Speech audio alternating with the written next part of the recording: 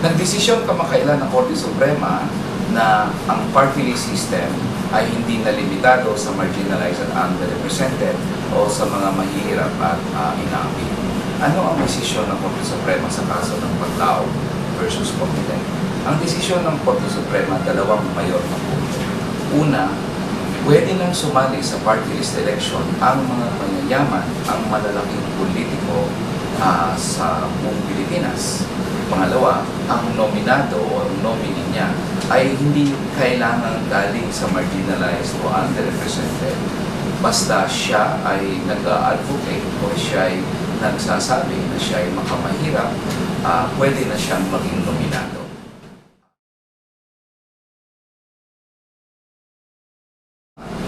Ang pagtingin ng bayan muna, napakamali po ng desisyon ito. Ito ay kontra mahirap at sino man na sumasang-ayon sa desisyon na ito ay anti-poor at kontra mahirap. Bakit? Ang party list system ay para lang sa marginalized at underrepresented doon sa mga mahihirap at inaapi. At hindi ito pwedeng pasalihin ang mga mayayaman o ang mga mag-aapi. Ang unang dahilan ay ayon sa konstitusyon, may social justice component ang party list system. Anong ibig sabihin ng social justice? Yung those who have less in life should have more in law. Ibig sabihin, ang mga mahirap na ito ay kailangan bigyan ng oportunidad, pinakamalaking oportunidad para magkaroon sila ng boses sa Kongreso.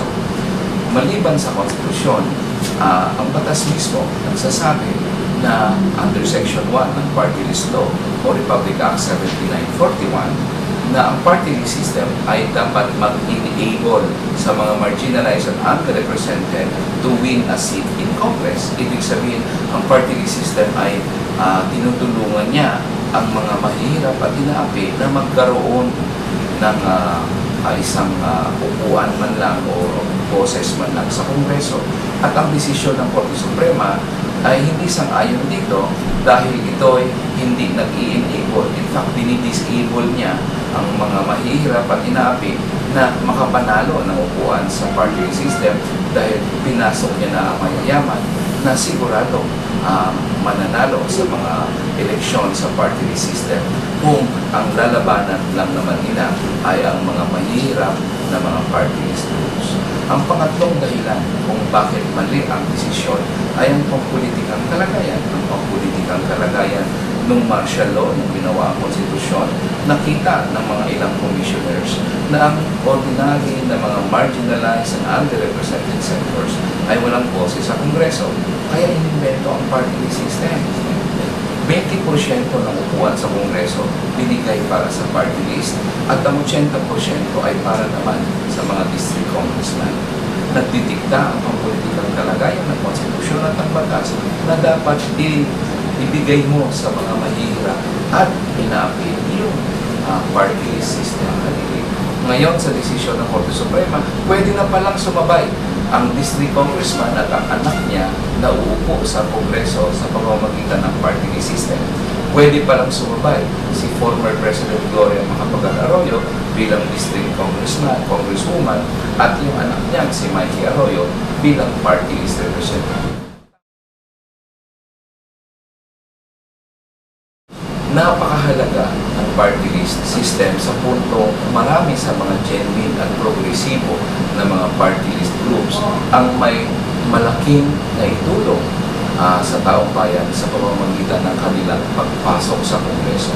Ang mga genuine na mga party list groups, naglalahad sila, nagdadala sila ng mga issue na hindi normal na dinadala doon sa Kongreso bago sa party list system, bago ang party list system. Nagdadala sila ng mga bills at nagpa-file sila ng mga panukalang batas na hindi pinafile noong unang panahon bago ang party list system. Na nagre-raise sila ng mga issue, nagpapaimbestiga sila ng mga korupsyon na hindi dati inuungkat sa Kongreso. Napakalaki ng pagbabago ng diskurso sa Kongreso dahil sa pagpasok ng mga genuine at progresibo na mga party list groups. Kaya nakakapanghinayang kung mabaliwala lang ito dahil sa desisyon ng Korte Suprema. ang status ng mga party list groups na ito sa ngayon ay disqualified pa rin sila. Paglilinaw lang. Na-disqualify sila ng COMELEC, nag-appeal sila sa Korte Suprema, hindi dinesisyonan ng Korte Suprema ang kanilang appeal. Ang ginawa ng Korte Suprema, naglahad ng 6 parameters para tingnan kung sila ay qualified o hindi qualified. Doon nakalagay sa isang parameter yung sinabi ng Korte Suprema na kahit hindi ka marginalized o underrepresented, pwede kang sumali sa party list system. Pero hindi pa nagdesisyonan kung kaya sa ngayon ang mga partidong ito, ang mga party list groups na ito ay disqualified pa rin. Titingnan pa ng COMELEC kung papasok sila doon sa 6 parameters na sinabi ng Supreme Court. Pag hindi sila pumasok, pwede pa rin sila mag-disqualify. Kahit napasok sila doon sa 6 parameters, may iba pang grounds kung bakit sila di-disqualify, katulad ng violation of election laws, failure to follow procedural guidelines of the COMELEC, or failure to prove advocacy of a marginalized sector, which is a requirement doon sa desisyon ng Korte Suprema. So, hindi totoong qualified na ang mga party list groups na ito pagkos sila ay disqualified pa hanggang ngayon, hanggang hindi na desisyonan ng COMELEC ang kanilang mga kaso. Matagal na gusto ng mamamayan na linisin ang party list system, pero ang desisyon ng Korte Suprema ay lulundo doon sa pagsaraulan sa party list system sa pagpasok ng mga mayayaman at mga malalaking political clans. So, dapat lang talaga na tutulan ang desisyon nito.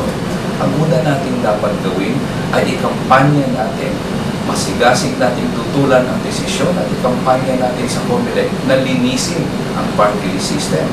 Ikampanya natin sa COMELEC na dapat tapusin nila at tanggalin hindi lang yung mga na-disqualify na nila, kundi yung iba pang mga party list groups na nakalusot doon sa screening ng COMELEC.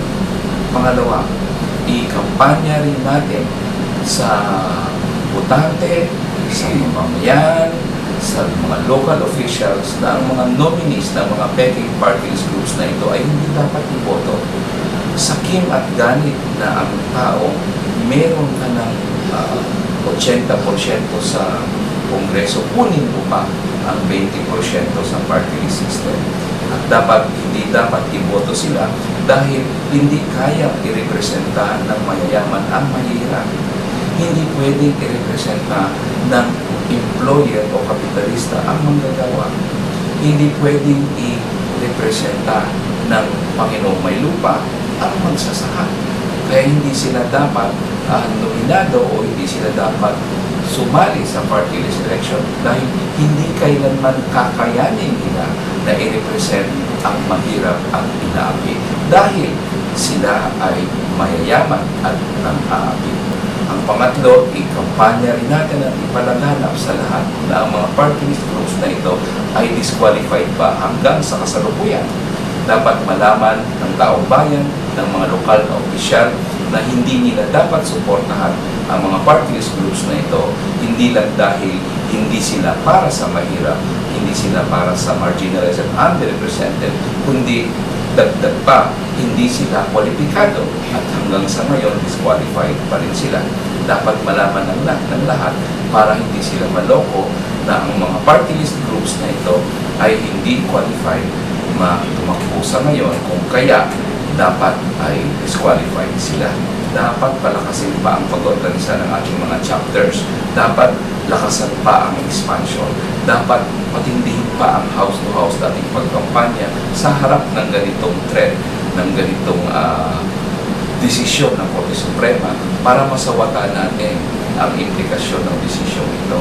Dapat palakasin natin ang kampanya para maipalaig natin ang politics of change. Dapat natin igiit na ang party list system ay huwag na pakialaman ng mayayaman at mga papangakit. Dapat natin paigtingin ang ating kampanya para manaig at manalo at magtagumpay ang tunay na boses ng sambayanang Pilipino sa Kongreso, ang Bayan Muna Party List.